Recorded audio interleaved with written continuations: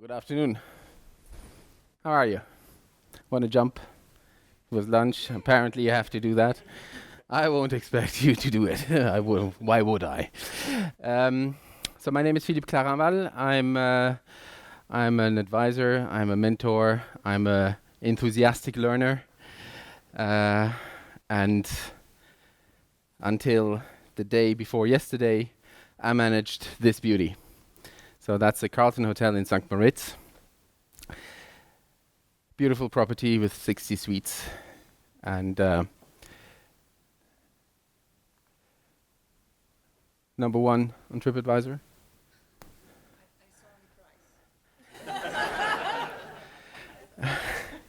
And that's even during the shoulder season. It's not the high season, and it's per night. Thousands, roughly 2,000 euro is the ADR. Number one for a year and a half. 4.9 on hotel career for employee satisfaction. And 5 stars on Forbes Travel Guide. This is something that I'm very proud of because we compare ourselves to the Burj Al Arab, to the Four Seasons Les Bergues in Geneva, the Savoy in London, Peninsula in Hong Kong. And over there you see the second highest score worldwide. And we compare ourselves to Fairmont, to Mandarin Oriental, St. Regis, Ritz-Carlton, you name them. Even Trump Hotel's collection. I hope they are not the number one. But still, that's something to be very proud of. Right? Worldwide number 2. But has it always been like this? No, it hasn't. It's a rhetorical question. So I managed the hotel for 4 years, and when I arrived, people were complacent. It was already a leading hotel of the world. It was already Swiss Deluxe. But people thought, why change? Why transform? Why question ourselves? So they were complacent. They had some teams that went in different directions because they had different visions, if they had any. They clung onto outdated SOPs, standard operating procedures, very boring stuff. They misunderstood who the stakeholders are. We talked about it yesterday with Olivier, if I remember well, when he talked about stakeholders mapping. So they didn't really know what are the interdependencies between stakeholders. Nobody gets it. When you are in change management, just like we were talking about for the past day and a half, it's all about change. Leadership is change management. We come from one behavior and we want to achieve another kind of behavior. The team didn't have a vision. They didn't know where to go, let alone a purpose. And bosses thought that this was still accurate. The traditional way of organizing hotels, having their silos, and basically showing who's the boss of which department. They didn't understand that this silo thinking was outdated. Because the reality is like this. It's complex. All right? We've talked about this. But I see many people nod. That means it really resonates. Just like whatever we talked about yesterday and today resonates. When I think about Anouk or Max, everything resonates. And this complexity is actually the links between people, regardless of the hierarchical position in the hotel. It shows the relationships between people. And those relationships are depending on the quality of conversations. And we will talk about that probably after this. And finally, managers misunderstand their new roles. Just earlier, we said when you have a good person in your organization and you put them into leadership roles, you might lose a very capable person and win a bad leader, right? What I want to say here is sometimes when you promote somebody, they will just think that their job has become more complex, but it has become more sophisticated. So instead of just being the same hamster in a wheel and spinning faster, they should adapt to the new situation and consider the new kind of sophistication. Does that make sense? Yeah, you have to look at situations differently. Yeah, taking the balcony view.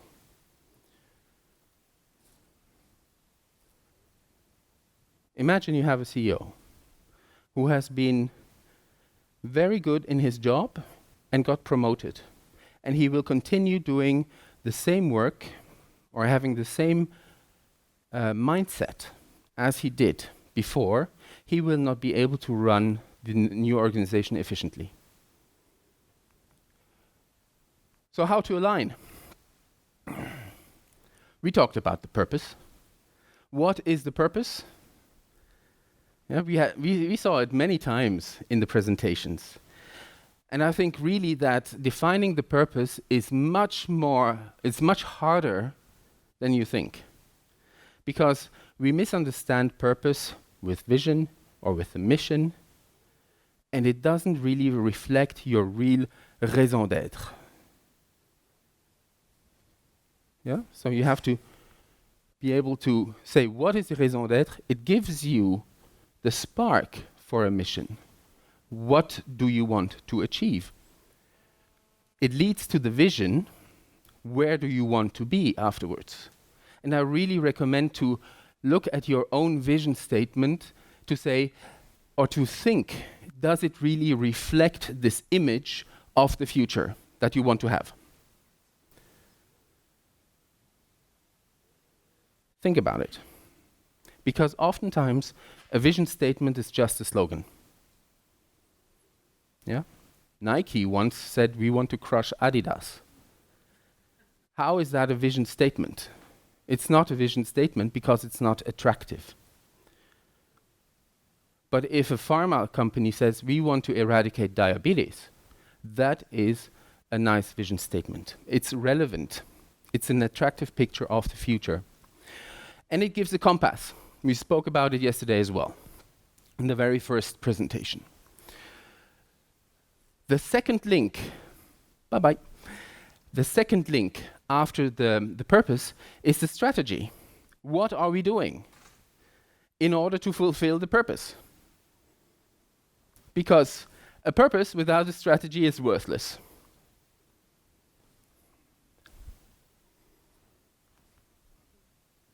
The third one is, what do we need to be good at? And that needs to be aligned with the strategy that will fulfill the purpose. See the linkages between?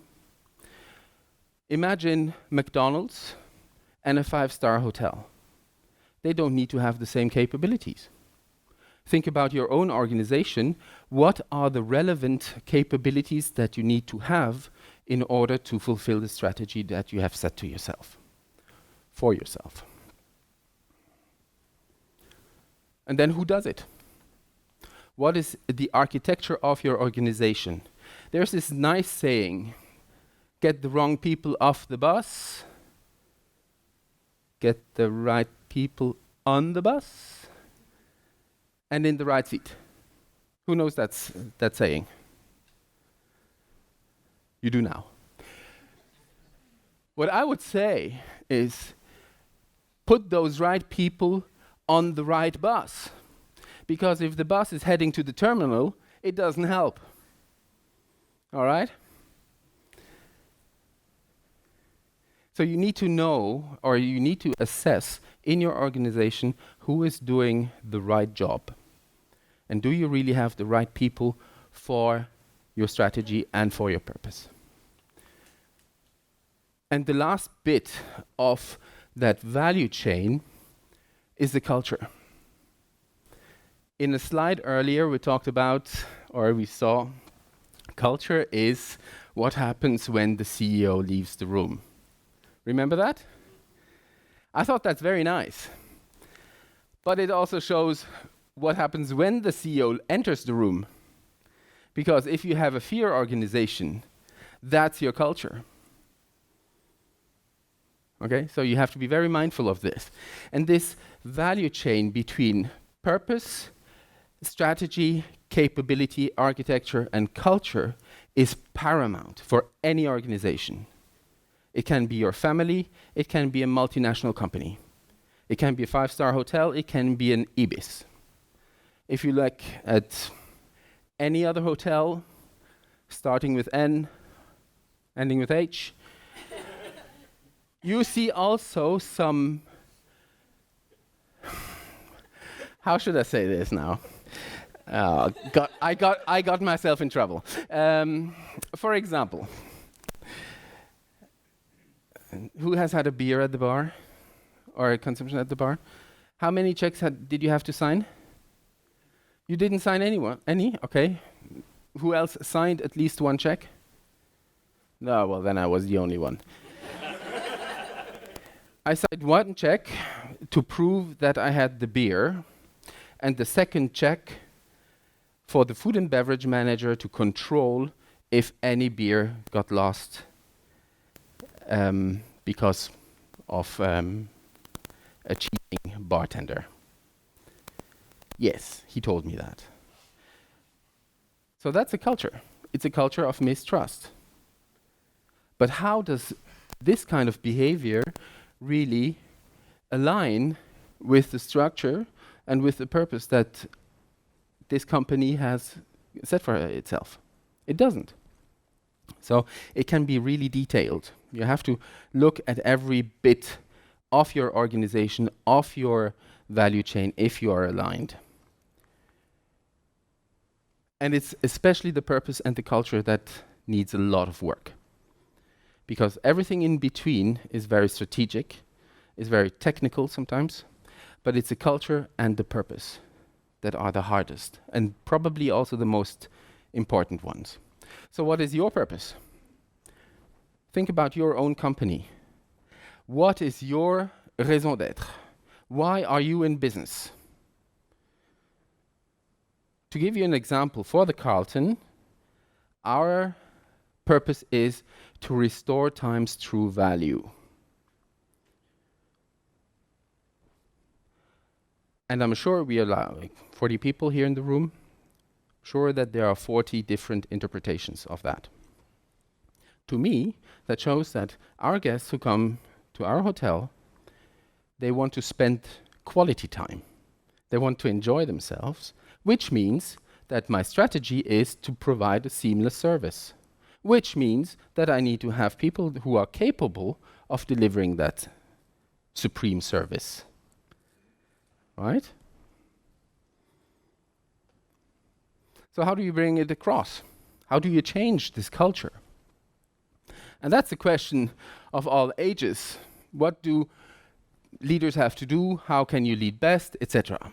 And what makes great leaders? And how can they align? How can they transform their workplace? And my hypothesis is that it's an interplay between transactional leadership and transformational leadership. You don't need to read all that. Transactional leadership means it is a transaction between the follower and the leader. It's basically management. You have a standard, you say, I expect this. If you achieve it, you get a pat on the back or you get a bonus. If you don't, you get hit on the head. That's the transaction. Okay? You look at the deviation from the norm. It's either bad or it's good. How motivating is that?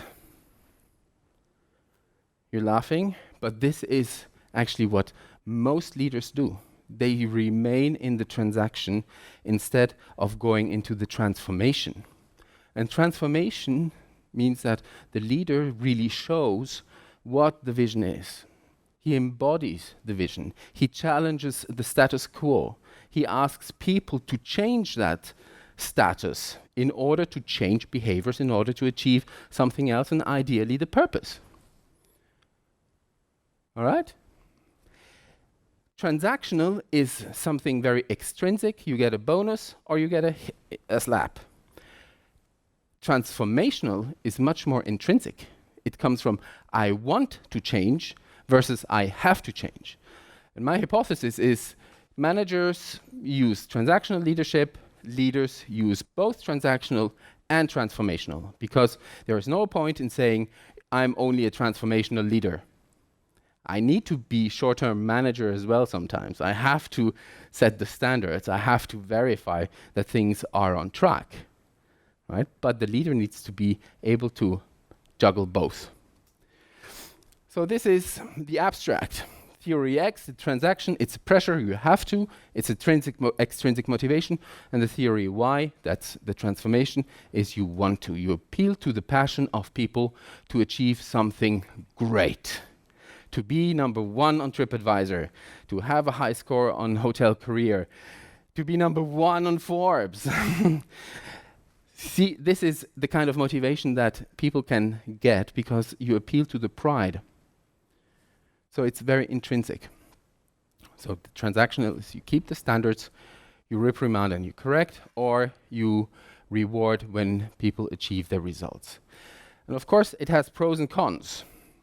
So the pro is that you can keep standards, you have reliable results, you achieve consistency, and for the employees, it shows trust, fairness, because you know exactly how behaviors are expected to be. Shows security, but on the other side, it's inauthentic, it can be robotic. Employees play a role, they don't live it, they lack the independence, the flexibility, they have no inspiration, short-term thinking. It can lead to unethical behavior because it has not been defined as unethical. So whatever they can do and slip through the cracks, that can lead to unethical behaviors. And you cannot predict all scenarios. That's an air hostess. She's taught how to smile, and she's taught how to walk. This is not very inspirational, right? It's very robotic. But at least every flight attendant has the same behavior. So for their airline, this is perfect. It delivers promises, it guarantees consistency, and guarantees compliance to reduce risks. And this is Colin. I'm a fan of Colin. Colin is the doorman at the Beaumont Hotel in London. And he says, this is my place. I am the host at the door. He is the brand ambassador. Instead of having a robotic flight attendant like this, you have this guy. And he really has a good relationship with the guests. Regardless if they're staying, if they're just having a beer, he gets best comments from taxi drivers. Everybody loves Colin. So really, he's an individual. He stimulates, he's motivated, and he inspires me. And now I'm talking about Colin, so I'm sharing this. Transformational leadership influences him to go the extra mile. Because he could be robotic as well, but he is going the extra mile. He is one of the greatest assets of that hotel. And that's through transformational leadership. And transformational leadership means that you're looking at an individual as a person. Christoph, right? Christian, you talked about it earlier when you looked at only your managers and the whole lot of the 8,000 people who are just the employees, right?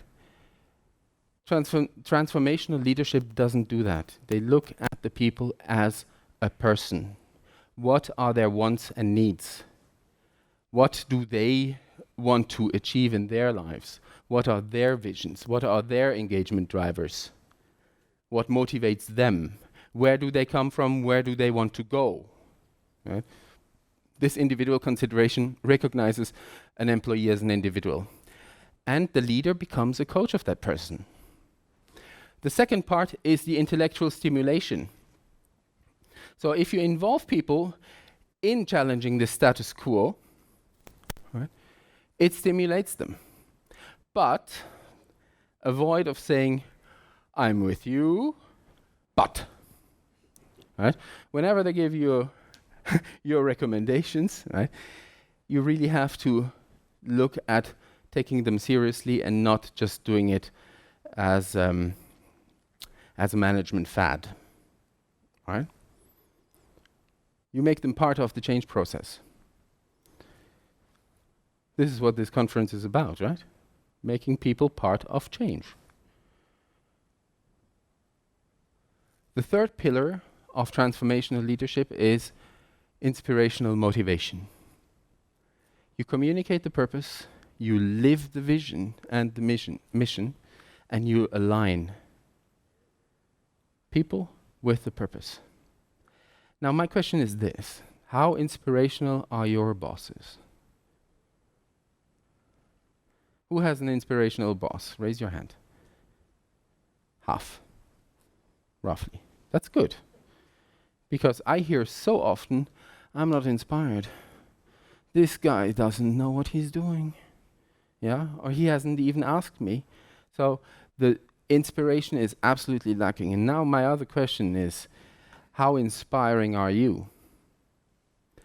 How much trust do you get from your people who would be able to tell you how inspiring you are?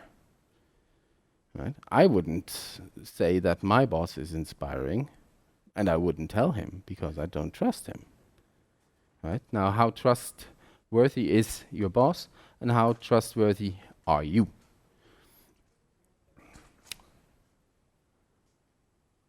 And the fourth pillar is the idealized influence. So this is really when people are charismatic.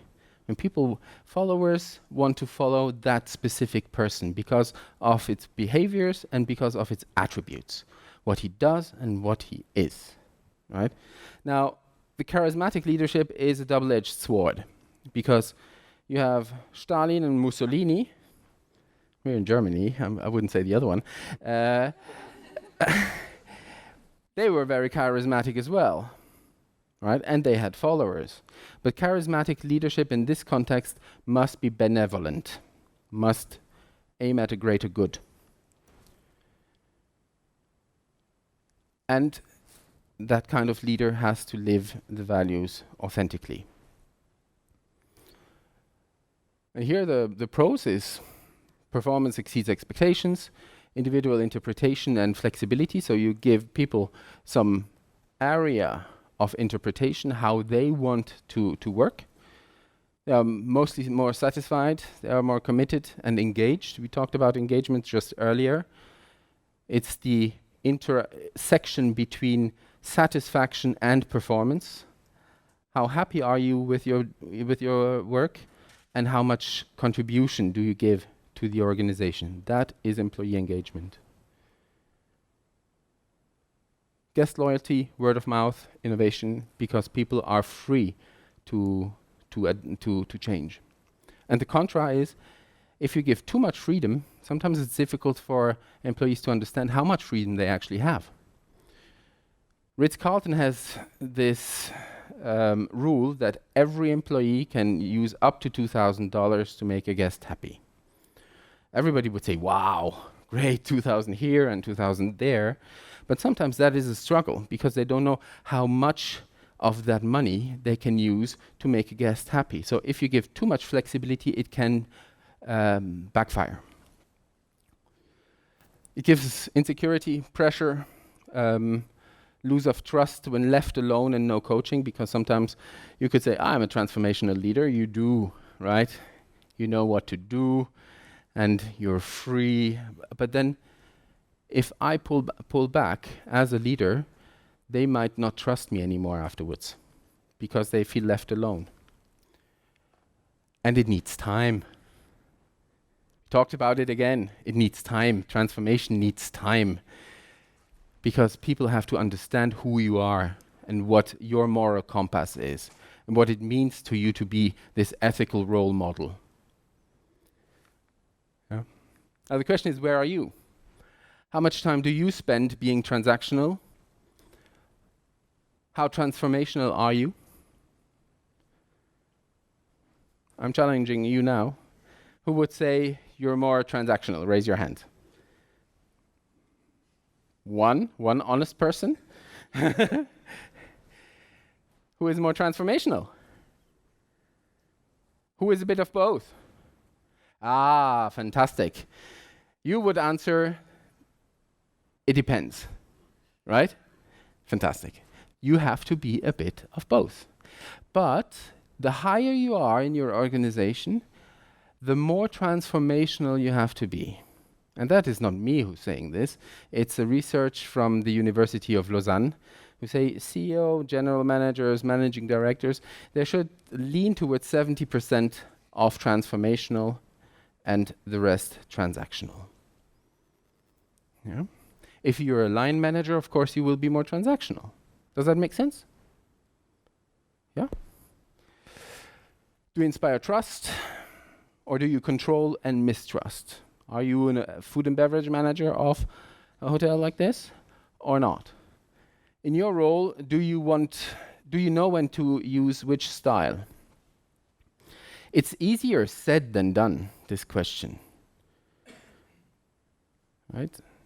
There's this idealized image of a leader where they say, oh, he's so much in control. He knows everything. He's such a numbers person, right? Or he greets every guest. He's there from 7 in the morning until 11 in the evening. Just to control. That's not leadership. That's management. That's nothing. Because you have to be able to inspire trust to your people. You have to give trust to people as well.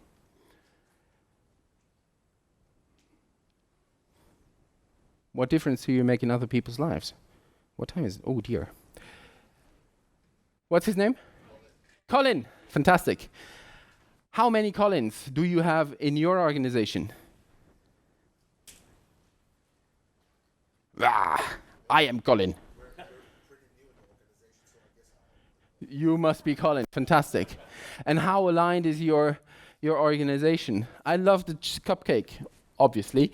But the cupcake is very nice. But if you put a cherry on the cupcake that is aligned, then you have a fantastic company.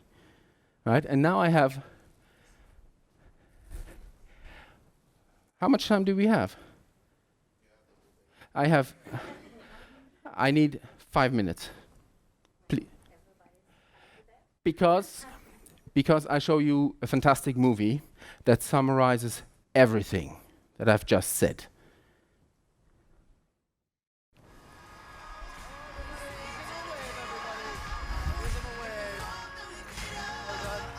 We need a little bit more sound. Big deep breath. We can do this. Hello. Hi there, hello. What's your name? I'm Dermot Partley and I'm the head teacher of Flakefleet Primary School, and this is our choir. Hi. Hello. So tell me a little bit about the choir and how long they've been singing together. Probably since September. We're a real eclectic group. We've got ranges from 4 all the way through to 11. Some are amazing singers, some are just enthusiastic. I'm not being... That's a nice way of putting it. No. Do you know what? I'm going to use that in future. That is funny. You were enthusiastic.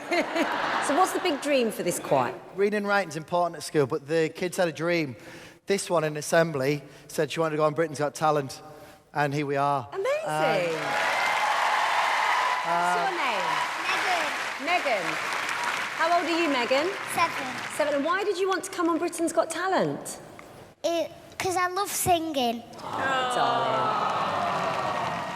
Oh, well, we're all rooting for you. Good luck. Thank you very much. We good? Yeah. I'm just When you're ready, yeah. I'm going to go and conduct. Really proud of you, whatever you've done.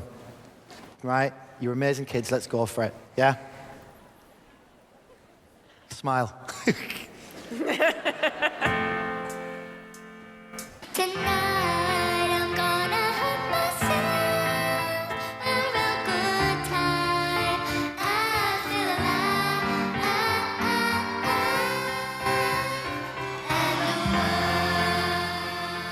I'll turn it inside out.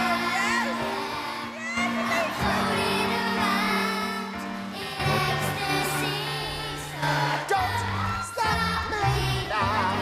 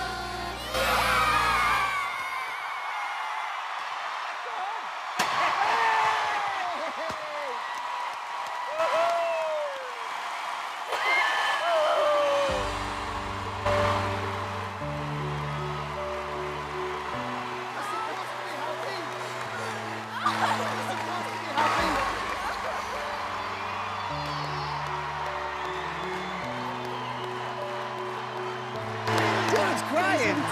David's in floods of tears. Press the goal, David. Press the goal. It's so moving. I don't know why it's so moving. That was absolute chaos and absolute joy. Thank you so much. Simon, what did you think? I think you are so important to kids this age to remind them, you know, to have fun. Your joy that you radiated is infectious. And this, to me, is what Britain's Got Talent is all about. David. It's just one of the most joyous things I've ever seen. And I think you've just made all our hearts soar today. And it's what you want your childhood to have been like and what you want your children's childhood to be like, which is just full of unbridled joy. So this is what I think.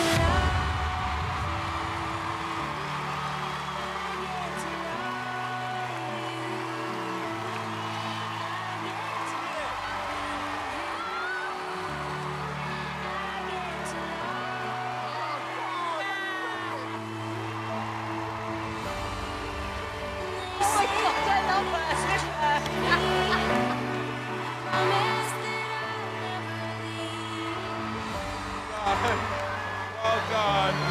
Well done. Amazing. Amazing. Enjoy your moment. You're a great teacher. You're a great teacher. You're a great, great teacher. Well done, everybody. Here they are, ladies and gentlemen. Well done. Well done in there. Come on. Come on. Here he is. He was stuck in the bin. He was stuck in the bin. He was stuck in there. Well done, guys.